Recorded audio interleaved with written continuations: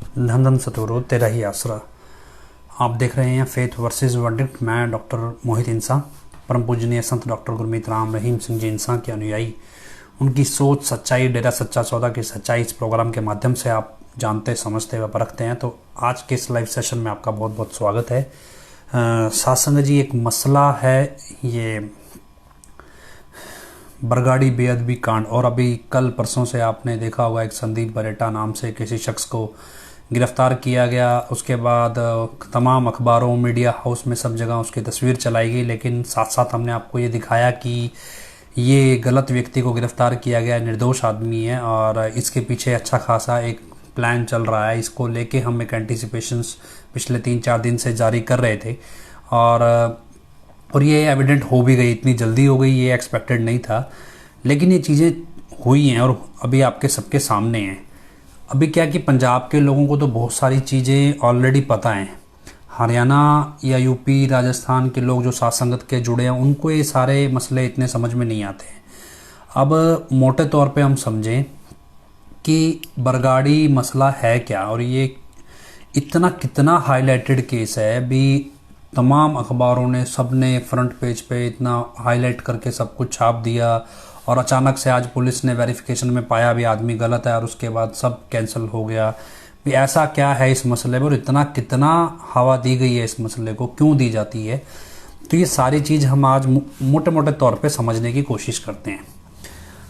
और डेरा का भी एंगल आपको समझना चाहिए, भी डेरा ही क्यों इसमें इतना उछल के सामने आता है।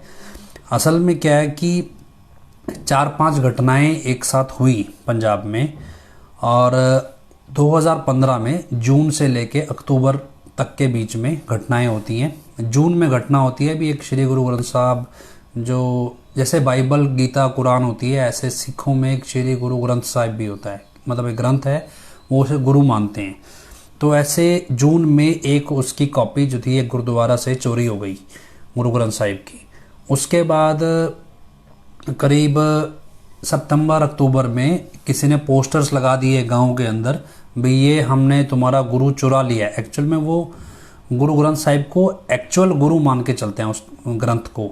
तो उन्होंने पोस्टर्स लगा दिए, उस पर नारे लिखे हुए थे, डेरा के नारे, धन धन सतगुरु तेरा ही आसरा, भी तुम्हारा गुरु चुरा लिया है वगैरह वगैरह, थोड़ा धमकी लहजे में। हालांकि मैंने वो पोस्टर्स देखे नहीं है और ना ही वो पोस्टर्स मीडिया में आए हैं, पर जो पुलिस की जाँच बताती है। उसके बाद सितंबर अक्टूबर के आसपास उस ग्रंथ के जो पन्ने हैं, कागज़ कह लें, पवित्र पन्ने कह लो, अंग कहते हैं उनको, वो भी जैसे शरीर के अंग होते हैं, ऐसे वो ग्रंथ के कागज़ों को अंग बोलते हैं। तो वो उसको फाड़ के गलियों में फेंक दिया गया, और ये एक घटना घटी। अब ये क्योंकि एक धार्मिक घटना थी और लोगों की आस्था है उस ग्रंथ में, तो सिख लोगों ने धरना प्रदर्शन किया उस समय। और धरना प्रदर्शन के दौरान क्या हुआ, भी सरकार जो उस समय की सुखबीर बादल या प्रकाश सिंह बादल की सरकार थी, इन्होंने पुलिस को ऑर्डर दिया कि जितना भी धरना प्रदर्शनकारी है इन सबको डंडे मार के भगाओ। तो उसमें बहुत सारी जगहों पर डंडे चलाए गए, और इंक्लूडिंग क्या है कि पुलिस वालों ने गोलियां भी चला दी। और उसके बाद कैमरे की फुटेज, मतलब वीडियो सामने आए कि जो गोली चलाई गई जिन लोगों पे, वो लोग सिमरन कर रहे थे, जैसे भक्ति कर रहे थे उस समय पे। तो वीडियोज़ आए, तो इसका मतलब पुलिस ने डेलिबरेटली गोली चलाई, और जबकि वहाँ ज़रूरत नहीं थी। तो ये घटनाक्रम चला। इस सब के बाद इसकी जांच शुरू हुई, तो अलग अलग तरीके से जांच हुई। तो 2 अलग अलग एंगल सामने आए कि पंजाब के अंदर एक आदमी है, उसका नाम, उसको जैसे प्रचारक होते हैं, ऐसे अलग अलग गुरुद्वारे में प्रचारक होते हैं, ऐसे पंडित पुजारी होते हैं, ऐसे एक प्रचारक है मांझी नाम से, हरजिंदर सिंह मांझी या कुछ मांझी नाम है। तो वो अपना प्रचार करता है, उसका अपना कोई डेरा या सिस्टम जैसा भी है, तो लोग उसको सुनने आते हैं।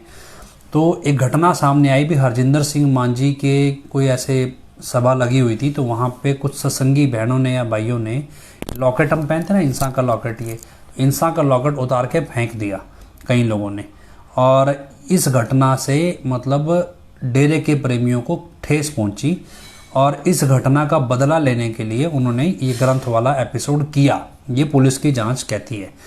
एक खाता तो ये चलता है। दूसरा जो एपिसोड चलता है वो क्या चलता है, भी MSG1 फिल्म जो है वो पंजाब के अंदर बैन थी। क्यों? क्योंकि 2007 में जो पोशाक वाला मामला हुआ, उसके बाद से डेरा से रिलेटेड, पिटाई से रिलेटेड कोई मसला, कोई प्रोग्राम कुछ भी है, वो बैन रखा जाता है पंजाब में। तो जो MSG 1 फिल्म है वो चली नहीं पंजाब में। MSG 2 फिल्म को पंजाब में चलवाने के लिए हकीकत एंटरटेनमेंट कंपनी ने और उस समय की रूलिंग पार्टी प्रकाश सिंह बादल और सुखबीर बादल, इनकी जो सरकार थी, इनसे तालमेल बिठाया गया और उसके बाद इसकी परमिशन ली गई। लेकिन इसकी जो जांच में निकल के सामने आया कि पुलिस की जांच हालांकि ये कहती है कि मुंबई के अंदर जो अक्षय कुमार नाम का एक फिल्म स्टार है, आपने देखा होगा, बड़ा चर्चित स्टार है, तो फिल्म जो एक्टर फिल्म में एक्टिंग करते हैं, भी उसके घर पे कोई मीटिंग हुई है। और पुलिस का या जैबी जांच में लोगों का ये कहना था कि उस मीटिंग में पिताजी भी शामिल हुए और उसमें सुखबीर बादल भी शामिल हुआ है, रूलिंग पार्टी जो उस समय की पार्टी थी अकाली दल की भी। और उस मीटिंग में कोई डील हुई है और उस डील के चलते फिल्म रिलीज हुई है। हुआ ये कि उस समय जैसे अलग अलग ग्रुप्स हैं सिखों में भी। एक तो ग्रुप है जो अकाल तख्त से, या अकाल तख्त जो अमृतसर के अंदर गोल्डन टेम्पल है, तो वहाँ से जो कंट्रोल चलता है गुरुद्वारों का, वो अलग है। कुछ लोग हैं जो प्रचारक हैं, क्योंकि अकाल तख्त वाले एंगल में प्रचारक नहीं आते, वहाँ सिर्फ गुरु ग्रंथ साहिब इंपॉर्टेंट है, लेकिन बाकी जगहों पे प्रचारक भी है। तो जो प्रचारक है उनका ग्रुप अलग चलता है, उसमें एक ये मांझी वाले भी हैं। ऐसे एक आपने नाम सुना होगा बलजीत सिंह दादूवाल, ये भी थे। तो इनका ये आरोप था उस समय, जो चर्चाएं निकल के आई कि जो डील हुई फिल्म को रिलीज कराने के लिए, उसमें जो गुरुद्वारों की कमेटी है SGPC में, उनके पैसे का कुछ मतलब हेरफेर हुआ। और इसका आरोप उस समय की सरकार पे लगा, मतलब बादल सरकार पे भी। कोई पैसे को लेके SGPC का जो पैसा है, जो संगत उनको दान में गुल्लक में डालती है गुरुद्वारे में, उस पैसे से का मिसयूज किया गया डेरा के फेवर में। ये आरोप उस समय उठने लगे। तो उस आरोप को दबाने के लिए, ये आरोप मतलब जो मांझी, बलजीत सिंह दादूवाल और ये प्रचारक वाला जो ग्रुप था, ये इस आरोप को उठा रहे थे। और इसको दबाने के लिए कहते हैं कि बरगाड़ी वाला जो इंसिडेंट है वो प्लान किया गया। और क्योंकि वो ज़्यादा हाइपर हो गया, लोगों ने धरने लगा दिए, इस तरह सब कुछ हुआ, तो उसमें सरकार को लगे भी हमारी किरकिरी होगी, तो सरकार ने वहाँ गोली चलवा दी, लाठीचार्ज चलवा दिया। ये सब पैटर्न सामने आए निकल के, मतलब ये सब चीज़ें उस समय सामने आई। अब क्या है कि दो अलग अलग तरीके से टीम बनाई गई पुलिस की। एक वो टीम बनाई गई जो ये गुरु ग्रंथ साहिब को फाड़ने की, अंग खिलारने की या चोरी करने की, इन घटनाओं की जांच करे। दूसरी बनाई गई टीम जो लाठीचार्ज हुआ सिख संगत के ऊपर या गोली चली, ये टीम बनाई गई पुलिस की अलग। अब क्या, जो लाठी चलाने वाली, जो लाठीचार्ज या गोली चलाने वाली पुलिस की टीम थी, उन्होंने कहानी बनाई कि अक्षय कुमार के घर मीटिंग हुई और ये सब चीज़ें SGPC के फंड्स को मोबिलाइज होना, ये पता नहीं एग्जैक्ट क्या है इसमें। और उसके बाद अभी पुलिस का और सरकार का मिलके उन्होंने जानबूझ के गोली चलाई और ये इलीगल था। और इस तरह का चार्जशीट जो है वो कोर्ट में दाखिल है, चालान जो पेश किया जा चुका है। तो ये मसला उन्होंने अलग चलाया। लेकिन जो बरगाड़ी की घटना वाली SIT है, उसने कहानी बनाई मांझी वाली भी वहाँ लॉकेट फेंके और उसका बदला लिया गया। अब जो बरगाड़ी की एक्चुअल जो ग्रंथ फाड़ने की जो घटना है, ये घटना जिसे बेअदबी की घटना कहा जाता है पंजाबी भाषा में, ये जो घटना है, इस घटना के दो अलग अलग कारण बना दिए।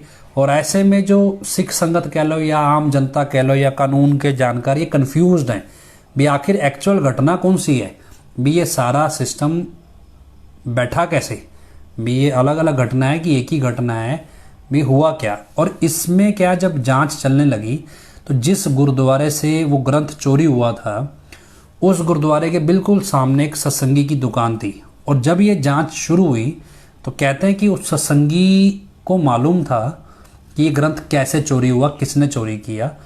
तो उस सत्संगी की जांच से पहले ही किसी अनजान व्यक्ति ने, मतलब यूपी के लखनऊ के किसी ग्रुप ने, और वो प्रो खालिस्तानी ग्रुप कह लो, उन्होंने हत्या कर दी। हत्या करने के तुरंत बाद उस व्यक्ति की वाइफ को सरकारी नौकरी दे दी गई और 20 लाख का मुआवजा भी दिया गया। तो ये सवाल खड़े हो गए भी अचानक से एक गैंगस्टर ने किसी की हत्या की तो उसकी वाइफ को सरकारी नौकरी और 20 लाख का मुआवजा क्यों दिया गया। इसका मतलब इस व्यक्ति का कोई इंपॉर्टेंट कनेक्शन था, या इस व्यक्ति की, जो ये व्यक्ति जानता था, वो दोबारा सामने ना आए तो उसकी वाइफ को चुप कराया गया एक तरह से उस पैसे और नौकरी के चलते। लेकिन सरकारी प्रावधान में ये पॉसिबल नहीं था। पर फिर भी ये हुआ। तो उसका नाम था, शायद मैं नाम भूल गया, तो बुर्ज जोहार सिंह वाला गांव में उस एक व्यक्ति की हत्या हुई। उसके बाद चलते चलते महेंद्र पाल बिट्टू की गिरफ्तारी हुई। तो महेंद्र पाल बिट्टू ने गिरफ्तारी में बहुत कुछ बताया, ऐसा पुलिस कहती है। और उसने हर्ष धूरी, संदीप बरेटा, राकेश दिड़बा, प्रदीप कलेर सबके नाम ले दिए। जब सबके नाम ले दिए तो उस समय ये जांच सीबीआई कर रही थी। तो पंजाब पुलिस ने सीबीआई को चिट्ठी लिखी भी आप ये मुलजिम एक हमने पकड़ा है किसी और केस में, लेकिन ये बरगाड़ी वाले केस में ये सब कुछ बता रहा है। जी वो गुरुदेव सिंह था, बुर्ज जोहार सिंह वाला में जिसकी हत्या हुई। जी तो उसने कहा भी पंजाब पुलिस ने सीबीआई को चिट्ठी लिखी भी महेंद्र पाल बिट्टू बहुत कुछ बता रहा है। इससे पहले सीबीआई महेंद्र पाल बिट्टू का बयान कोर्ट में दर्ज कराती और आगे की कार्रवाई करती, महेंद्र पाल बिट्टू की जेल में हत्या हो गई। मतलब बुर्ज जोहार सिंह का जो गुरुदेव सिंह था वो बहुत कुछ जानता था, उसकी हत्या हो गई। फिर महेंद्र पाल बिट्टू का बयान कोर्ट तक ना पहुंचे, उसकी भी हत्या हो गई। उसके बाद कहते हैं भी जो मनोहर लाल अरोड़ा, जिसका लड़का जिम्मी, एक जितेंद्र वीर सिंह शायद है ऐसे जिम्मी, वो भी इससे संबंधित किसी केस में आरोपी था, लेकिन उनका मनी ट्रांसफर का काम है। उस पर भी ये आरोप उठते रहे भी ये पैसा जो है शफल करता है हवाले के जरिए। और फिर अचानक से एक दिन मनोहर लाल अरोड़ा की भी हत्या हो गई। और उसके बाद एक एक्यूज और था जो अभी थोड़े दिन पहले आपने सुना होगा, एक प्रदीप नाम का जो दूध बेचने का काम करता था, उसकी भी हत्या हो गई। इस तमाम केसों में जो लोग हत्या करने वाले थे वो गिरफ्तार हुए, लेकिन जो उनके पीछे के मास्टरमाइंड थे वहां तक पहुंचे तो बीच के व्यक्ति के एनकाउंटर होने लगे। तो ये सारी चीजें इस तरह से जुड़ी हैं भी, कहने को वो कह रहे हैं जी हम बदला ले रहे हैं, लेकिन अपने आप को मतलब कट्टरपंथी, सिख कट्टरपंथी या सिख फॉलोवर कहने वाले लोग उन लोगों की हत्या कर रहे थे जो इस केस के असली मुलजिम तक पुलिस को पहुंचा ना सके। मतलब अगर असली मुलजिम तक पुलिस पहुंच ना सके, इसलिए नीचे के लोगों की हत्या हो रही थी। अब कट्टर सिख व्यक्ति बरगाड़ी बेअदबी कांड के दोषियों को बचा रहे हैं, ये एक अजीबोगरीब घटना है। तो ऐसे में समझ आया भी ये काम कोई कट्टर सिखपंथी नहीं कर रहे हैं, सिख कट्टरपंथी नहीं कर रहे हैं, ये एक पॉलिटिकल कनेक्शन है। या फिर जो राकेश दिड़बा या प्रदीप कलेर जैसों के नाम जब इसमें निकले तो वहां से ये समझ में आया कि ये किसी पॉलिटिकल साजिश के तहत हुआ काम है। और उसमें जो पॉलिटिशियन एंड पे जो गुंडे रखे जाते हैं वो गुंडे ये सब चीज़ों को कंट्रोल कर रहे हैं और असली मुलजिम तक पुलिस को पहुंचने नहीं दे रहे हैं। ये एक पैटर्न समझ में आया। अब जब आप पुरानी घटनाओं को जोड़ेंगे तो उसमें एक चीज़ समझ में आएगी जिस वो मांझी जिसके प्रोग्राम के अंदर लॉकेट फेंके गए, इंसान के लॉकेट फेंके गए, क्योंकि इंसान के लॉकेट आपको ध्यान हो उसमें नंबर लिखा जाता है और हर एक नंबर कंप्यूटर में डेरे में फार्म भर के दर्ज किया जाता है कि ये लॉकेट इस व्यक्ति को मिला है। तो जो लॉकेट वहाँ फेंके गए उन लॉकेट पे नंबर होना चाहिए था। और अगर इतना ही गुस्सा था उस समय वहाँ संगत कोई होगी, पहली बात तो डेरे का व्यक्ति वैसे ही नहीं वहाँ कोई होगा, लेकिन अगर कोई होगा भी बाय चांस, उसको गुस्सा आया भी होगा तो उसने लॉकेट उठाए होंगे। वो लॉकेट कौन से सत्संगियों ने फेंके हैं उनका कोई भी नाम पता होगा और उस घटना की कोई एफआईआर दर्ज हुई होगी भी ये ऐसा किया और उसकी कोई जांच हुई होगी। लेकिन ये सारी चीज़ें अभी तक मीडिया के कहीं भी किसी भी ओपन फोरम में कोई रिकॉर्ड पे नहीं है। इसका मतलब जो मांझी के वहाँ घटना हुई, क्या वो स्क्रिप्टेड थी? वो मतलब पहले से प्री प्लान थी? अब क्यों? क्योंकि वहाँ इंसान का लॉकेट बाजार में नहीं मिलता है, कोई भी व्यक्ति इंसान का लॉकेट बाजार में नहीं बनाता है। तो इंसान के लॉकेट अगर वहाँ प्लानिंग के तहत फेंके गए और उन पे कोई नंबर नहीं थे तो वो लॉकेट कहाँ से जाएंगे? वो लॉकेट सिर्फ और सिर्फ 45 मेंबरों के कमरों से ही जा सकते हैं और वो लॉकेट कहीं से भी नहीं जाते। और उन पे जो नंबर थे वो नंबर कौन से 45 मेंबर को अलॉट हुए थे ये पता चल सकता था, लेकिन उस केस की जांच हुई नहीं। मसला ये कि हम अगर अपने तरीके से इसको सोचने की कोशिश करें भी, उस लॉकेट वाली घटना एक अलग है और एसजीपीसी जो गुरुद्वारा प्रबंधक कमेटी के पैसों का मिसयूज है वो घटना अलग है। लेकिन जो दादू वाला या प्रचारक ग्रुप जो भी था ये शोर मचा रहे थे कि एसजीपीसी के पैसों का गलत इस्तेमाल हो रहा है और ये दबाव आ रहा था अकाल तख्त कह लो या फिर ये जो एसजीपीसी या जो बादल परिवार या इनकी जो सरकार थी उस पर ये दबाव आ रहा था। ऐसे में जो महेंद्र पाल बिट्टू का बयान है उसके अनुसार डेरे से उसको एक पिस्टल दी गई। डेरे से मतलब राकेश जिड़बा या प्रदीप कलेर जैसे लोगों की तरफ से महेंद्र पाल बिट्टू को एक पिस्टल दी गई कि भाई बलजीत सिंह दादूवाल को मार दो। ये मैं नहीं कह रहा, ये महेंद्र पाल बिट्टू के बयान में दर्ज है कि बलजीत सिंह दादूवाल को मार दो।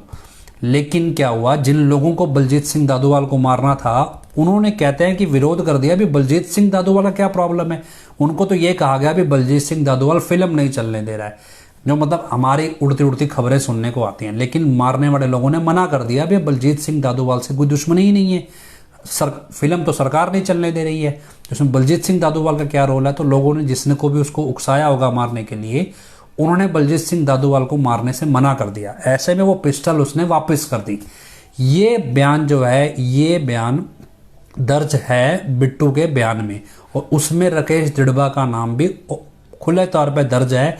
और जो चिट्ठी पंजाब पुलिस ने सीबीआई को लिखी उसमें भी राकेश जिड़बा का नाम दर्ज है, और वो चिट्ठी हमने आपको फेसबुक पे कई बार दिखाई भी है कि वो डॉक्यूमेंट जो पंजाब पुलिस ने सीबीआई को भेजा था।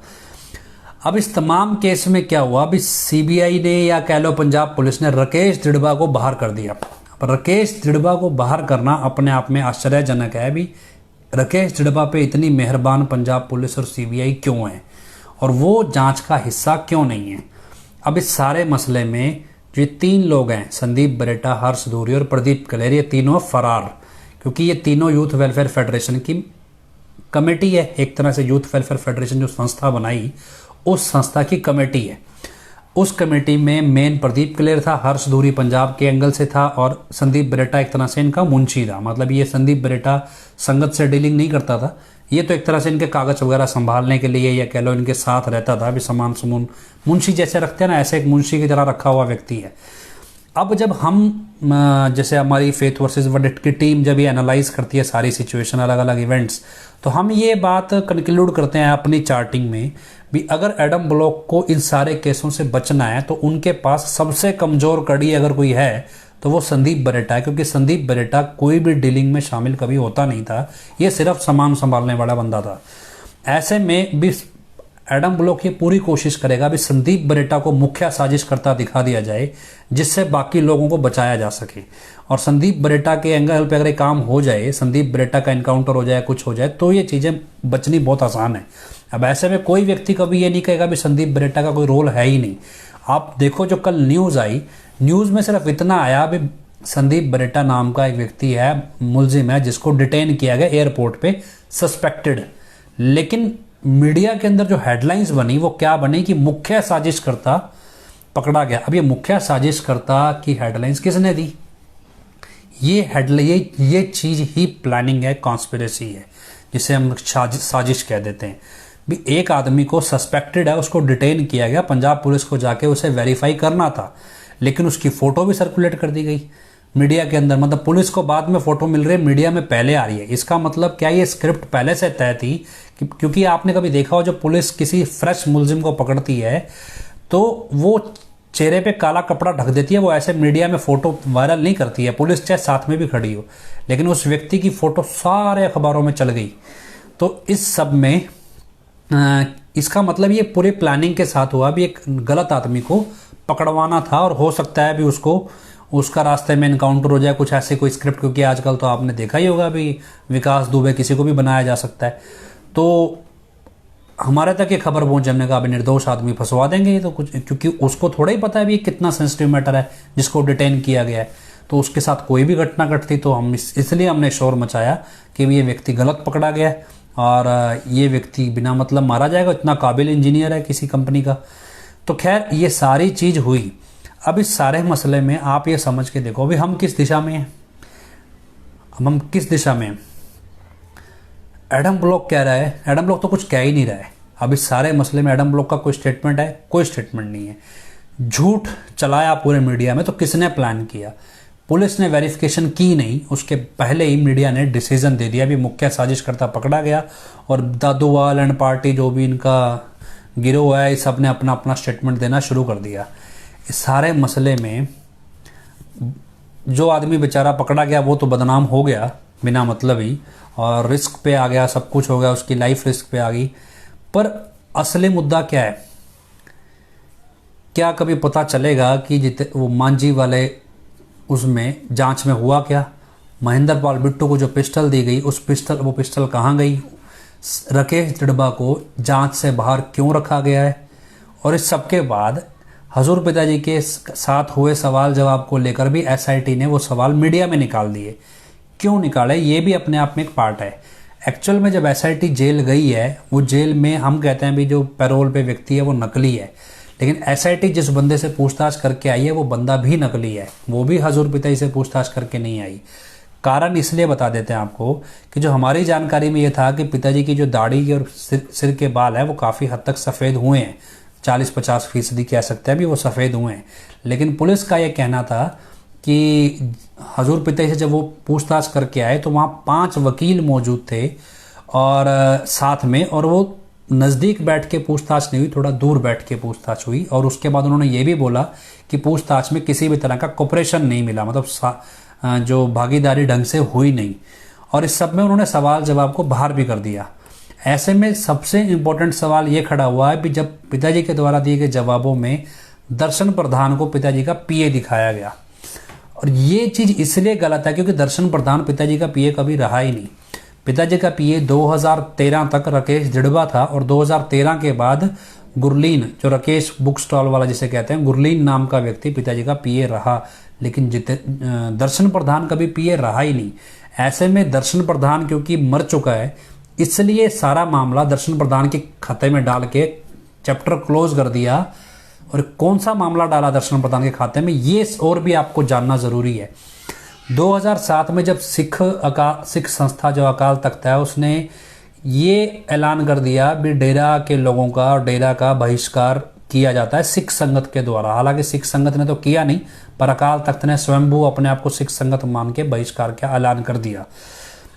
अब उस बहिष्कार के ऐलान के बाद एक माफ़ीनामे की उन्होंने डिमांड की, तो हजूर पिता की तरफ से गुरु गोविंद सिंह के नाम एक माफ़ीनामा दे दिया गया। हालांकि उनके पास ऐसा कोई तथ्य नहीं है जो ये साबित करता हो भी हजूर पिताजी ने गुरु गोविंद सिंह की नकल की है। लेकिन फिर भी क्या है, अभी अब खड़ बुद्धि दिमाग है, कुछ कह नहीं सकते वहाँ पे क्या मैनिपुलेशन है, वो तो अब समझ ही आ गया है। अभी जो बादल परिवार है वो अपने आप को सारी चीज़ों को हाईजेक रखना चाहता है, इसलिए वो सच्चाई से डरता है और वो इस तरह की प्लानिंग्स करता भी है। लेकिन चलो, एक माफ़ीनामा जो घूम रहा था कि माफ़ी मांगो माफ़ी मांगो माफ़ी मांगो, तो जो 2015 की फिल्म से पहले एक माफ़ीनामे का जिक्र आया भी, पिताजी की तरफ से एक माफ़ीनामा भेजा गया है और अकाल तख्त ने उस माफ़ीनामा को कबूल कर लिया है। लेकिन बाद में ये चीज़ें निकल के सामने आई कि पिताजी ने माफ़ीनामा भेजा ही नहीं, और वो माफ़ीनामा अपने आप से ही बना लिया गया और अपने आप से ही कबूल कर लिया गया। और ऐसे में जब ये सवाल पूछताछ में आया तो ये सारा खाता दर्शन प्रधान के खाते में डाल दिया कि भाई इसने माफ़ीनामा पहुंचाया था, इसी ने आगे डील की थी, अब ये बंदा गया मर, तो पता कैसे चलेगा। एक्चुअल में ये माफ़ीनामा वाला जो पोर्शन है, इस माफ़ीनामे की वजह से जो बादल परिवार है उस पर सवाल उठता है कि बादल परिवार अकाल तख्त को हाईजैक करके रखता है, अकाल तख्त के जो जत्थेदारों को भी वो बादल परिवार के हिसाब से चलते हैं, ना कि वो धर्म के हिसाब से चलते हैं। और ऐसे में जो माफ़ीनामा डेरे से जब आया ही नहीं, तो वो माफ़ीनामा अकाल तख्त में रिसीव किसने किया, वो माफ़ी किसने दी, और डेरे से वो माफ़ीनामा लेकर कौन आया, ये सवाल जब खड़े होते हैं तो दर्शन प्रधान का नाम यहाँ घुसा दिया गया क्योंकि वो व्यक्ति मर चुका है। और ये जो चीज़ है, ये जो हजूर पिताजी से पूछताछ का नाटक एसआईटी पंजाब ने किया, ये सिर्फ इसलिए किया कि माफ़ीनामे वाले चैप्टर को हमेशा के लिए दर्शन प्रधान के नाम से क्लोज कर दिया जाए। और फाइनली जो बरगाड़ी वाला केस है, ये सब केस गोलमाल करके अब चला दिया जाए। ऐसे में उसके बाद पूछताछ किससे होती है, PR9 से। आपको ध्यान हो भी, जो डेरा प्रबंधक मौके का है भी डॉक्टर PR9, उससे पूछताछ होती है। और PR9 से जब पूछताछ होती है तो उस पूछताछ का एक भी सवाल बाहर आता है, क्योंकि अब पिताजी से जब हुए सवाल जवाब अगर बाहर आ सकते हैं तो PR9 का क्यों नहीं आया, क्योंकि वो जो जेल वाले सवाल जवाब थे वो तो नकली वाला बिठा के तरीके से माफ़ीनामे वाला चैप्टर बंद करके जो आरोप लगते थे बादल परिवार पे अकाल तख्त को हाईजैक करने के, उन आरोपों से बचाया गया। और ये सारा प्लान इसलिए किया गया ताकि इलेक्शन के अंदर ये मुद्दा कभी ना उठे। अब एक्चुअल में पंजाब पुलिस बादल परिवार के इलेक्शन को प्रमोट कर रही थी, उनकी वोट बैंक को सेव कर रही थी, या फिर एक्चुअल में जांच कर रही थी, ये आपको अब अपने आप समझ आ जाएगा। लेकिन इस सारे मसले में एक चीज़ क्लियर है, पंजाब पुलिस किसी भी एंगल से इस केस को सॉल्व करने में इंटरेस्टेड नहीं है। ये मैं आपको डेफिनेटिव बोलता हूँ। ये ऐसा इसलिए क्योंकि हमारी कई बार एसआईटी वालों से भी बात हुई है, वो इंटरेस्टेड है ही नहीं इस केस को सॉल्व करने में। अब ज़बरदस्ती कोई सूचना दे दे, कुछ करना पड़ जाए मजबूरी में, तो अलग बात है। लेकिन ये आज भी लिखिए, कल भी लिखिए, भी पंजाब पुलिस इस केस को सॉल्व करने में इंटरेस्टेड नहीं है। क्योंकि अगर ये केस सॉल्व होता है तो हनीप्रीत, राकेश जड़बा और सबसे इंपॉर्टेंट है जगजीत सिंह और जोरा सिंह और ये सब जो रामकरण है, क्योंकि ये एक्चुअल में जो कंट्रोलर है ना पीछे, राकेश, ये जो प्रदीप कलेर, संदीप बरेटा, हर्ष दूरी, ये तो मोहरे हैं, ये कोई मेन साजिश करता नहीं है। प्रदीप कलेर को हम 1% कह सकते हैं, पर मेरा जो ऑब्जर्वेशन या कह सकते हो मेरा जो कंक्लूजन है, उसमें प्रदीप कलेर भी उतना बड़ा खिलाड़ी नहीं है जितना दिखाया जाता है। खिलाड़ी असल में जगजीत सिंह, राकेश जड़बा, हनीप्रीत, प्रियंका तनेजा जिसे कहते हैं, PR नैन और ये जोरा सिंह, ये लेवल के लोग हैं जो एक्चुअल में पॉलिटिशियंस के साथ गेम खेलते हैं। और फाइनली किसी भी जो जुनूनी लोग होते हैं सेवा के मामले में, क्योंकि प्रदीप कलेर जब डेरे में आया तो बहुत ज़्यादा जुनूनी सेवादार था, बाद में धीरे धीरे हाईजैक कर लिया, फिर वो पॉलिटिकल लेवल पे इतना हाईलाइटेड हो गया, अमित शाह के साथ वीडियो आने लगे, तो ऐसे में फिर वो एक भारी भरकम व्यक्ति दिखाई देने लग गया। और फिर उसकी ये कंक्लूड कर लेते हैं भी हाँ वो इस लेवल की प्लानिंग्स कर सकता है। तो पर मुझे लगता है भी प्रदीप कलेर जैसे आज की डेट में अमर अरोड़ा, विकास चौधरी या जितेंद्र खुराना या जोनी वर्गे हैं या प्रवक्ता बना देते हैं, इन सब के ये सब मोहरे हैं। इसी तरह प्रदीप कलेर, हर्ष दूरी और बरेटा ये उस समय के मोहरे थे। तो अब ये सारी चीज़ें आपको समझ आनी चाहिए भी किस दिशा में जाएंगी और कहाँ जाके ख़त्म होंगी। इतना है कि अगर ये केस सॉल्व होगा एक्चुअल में, तो इस केस में एडम ब्लॉक लगभग आधे से ज़्यादा जेल के अंदर होगा। और ये जो लोग हत्याएं हो रही हैं, ये हत्याएं कोई सिख कट्टरपंथी नहीं करवा रहे, ये हत्याएं एडम ब्लॉक के मेन साजिशकर्ताओं को बचाने के लिए हो रही हैं। अभी ये मैं ये नहीं कहता भी एडम ब्लॉक ने बेअदबी करवाई है, लेकिन जिस तरह से जगजीत सिंह ने सेलिब्रेट किया था इसको, जो हमारे पास खबरें आई कि जगजीत सिंह ने इस घटना को सेलिब्रेट किया था, तब हमें लगा भी जगजीत सिंह का इस घटना, बरगाड़ी घटना को सेलिब्रेट करना ये बड़ा आश्चर्यजनक है। और तब हमें लगा भी कुछ ना कुछ गड़बड़ है, ये सारी इसमें, और डेफिनेटिव कहीं ना कहीं रोल दिखता है। लेकिन अभी तक की जितनी भी जांच है, जितने भी कोर्ट के अंदर कागजात दर्ज हुए हैं, अगर सही मायने में कहें तो ये किसी भी स्टेज पे एक भी आदमी को ना तो सजा दिला सकते हैं और ना ही सच्चाई तक किसी को पहुंचा सकते हैं। असली मुद्दा ये है कि इन मुद्दों के आसरे सिखों को उकसाया जाता रहेगा, और इसी बेस के ऊपर अमृतपाल ने भी अपने आप को इनकैश किया और सिखों को उकसाया किस लिए भी, अगर धर्म संकट में है तो उससे वोट बैंक बनता है, और वोट बैंक बनता है किसका, अकाली दल का खास तौर पे। और यही अमृतपाल के जरिए भी इनकैश करना चाहा। लेकिन अब जो रिजल्ट इलेक्शन के आ रहे हैं, जो जलंधर इलेक्शन का रिजल्ट आया, जो पंजाब विधानसभा के इलेक्शन का रिजल्ट आया, इस सब में लोग बादल परिवार को निर्दोष नहीं मानते हैं। उनका मानना है भी कहीं ना कहीं उनका रोल है। कोर्ट पुलिस इसे कब एस्टैब्लिश करेगी अलग बात है, लेकिन नैरेटिव जो सेट हुआ है वो यही सेट हुआ है कि जो बेअदबी की घटनाएं जितनी भी हुई, इन घटनाओं में कहीं ना कहीं बादल परिवार का हाथ है। ये एक सवालिया निशान उस परिवार पे डेफिनेटिव है, पंजाब की जनता का। और डेरे में किसका रोल है नहीं है, ये सब जो हत्याओं का सिलसिला चल रहा है, ये कब जाके थमेगा, और कब जिस दिन राकेश जड़बा को SIT जांच में शामिल कर ले और उसको एक्यूज्ड बनाए, आरोपी बनाए महेंद्र पाल बिट्टू के बयान के आधार पे, तब आप समझ लीजिएगा कि SIT की कोई नीयत है इस केस को सॉल्व करने की। उससे पहले जितना कुछ भी हो रहा है सब बोगस है, सब ड्रामा है, दिखावा है। और अगर इस केस को बाहरों बार ख़त्म करना है तो सिर्फ एक ही तरीका है कि जो ये भगोड़े लोग हैं, या और भी जो केस हैं बेअदबी कांड वाले, या जो मोड ब्लास्ट वाले, या पंचकूला दंगे वाले, जो भी केस है, इस सब में एक ही तरीका है कि इन सबको किसी ना किसी तरह मरवा दिया जाए, कोर्ट तक अपने बयान दे ही ना सकें। और क्योंकि ये तब तक ही जिंदा हैं जब तक इनकी ज़रूरत है। जब इनको लगेगा भी अब ये इनका जिंदा रहना खतरे से खाली नहीं है और ये पकड़े जा सकते हैं और ये कम हो सकता है, तब एडम ब्लॉक, जिस तरह से महेंद्र पाल बिट्टू की हत्या हो गई, प्रदीप दूध वाले की हुई, मनोहर लाल अरोड़ा की हुई, गुरुदेव सिंह की हुई, वैसे किसी न किसी दिन इनकी खबर भी आपको सुनने को मिल सकती है। तो ये सारी चीज़ों से आपको सतर्क रहना है। अब इसी तरह अगर इसको हम दूसरे पर्सपेक्टिव में सोचें भी, अगर किसी नकली आदमी को या ऐसे किसी व्यक्ति को जो भगोड़ा है उसको फटाफट सामने लाएं, फटाफट उसका बयानबाजी करा लें और उसमें वो कहे जी, उसके बयान में ये चीज़ निकल के धक्के से सामने ले आए भी पिताजी के कहने पे सब कुछ हुआ, और उसके बाद उस बंदे का इनकाउंटर या वो एक तरह से जेल चला जाए, और उसके बाद जो साजिश शुरू हो वो यूपी वाले बहरूपिये को मारने की साजिश शुरू हो और उसके चलते सिखों को दबाना हो। क्योंकि देखो अभी तक जो इस सारी पॉलिटिक्स समझ में आती है उसमें एक चीज़ समझ में आती है भी, जो देश के अंदर हिंदू राष्ट्र बनाने की कवायद है उसमें जो सिख हैं वो बड़ा एक तरह से रोड़ा है रास्ते में, और ऐसे में एक पूरी प्लानिंग की जा रही है भी सिखों को लड़ाया किससे जाए। अब ऑफिशियली तौर पे सिखों के दो ही दुश्मन दिखाई देते हैं, एक निरंकारी और एक डेरा, लेकिन निरंकारी वाला मसला बहुत पहले दब चुका है। तो अब सिख सिर्फ लड़ेंगे तो किससे? डेरे से। तो ऐसे में यूपी वाले को उतारना कि भैया, और इधर से अमृतपाल का लॉन्च होना और इन सबको भिड़ाने की कोशिश करना। अब अमृतपाल वाला चैप्टर क्लोज हो गया लेकिन डेरे वाला चैप्टर अभी ओपन है। अब डेरे वाले चैप्टर को ओपन रख के इसको सिखों से लड़ाना है तो कोई ना कोई कड़ी तो आएगी। तो ऐसे में अगर संदीप बरेटा नाम के नकली बंदे को संदीप बरेटा बना के गिरफ्तार करना, तो ये सब चीज़ें कहीं ना कहीं बैकग्राउंड में किसी प्लानिंग को इंडिकेट करती हैं।